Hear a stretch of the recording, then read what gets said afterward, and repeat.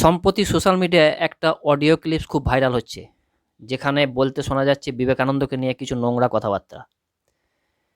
কথাগুলো কে বলেছে জানি না, কিন্তু একজনের ছবি দেখা যাচ্ছে, মনে হচ্ছে কীর্তনিয়া। কিন্তু আদৌ তিনি বলেছেন কিনা সেটাও আমি জানি না। তবে যে কেউ একজন এই কথাগুলো বলেছেন, যেগুলো খুবই নিন্দনীয়। চলুন আপনাদের শোনাই সেই অডিও ক্লিপস, যেখানে বিবেকানন্দকে নিয়ে এই ধরনের অডিও শোনা যাচ্ছে। বিবেকানন্দ এমন একজন মানুষ যিনি সমগ্র ভারতবাসী তথা বাঙালির হৃদয়ে ছিলেন, আছেন এবং থাকবেন। চলুন সেই অডিও শুনি।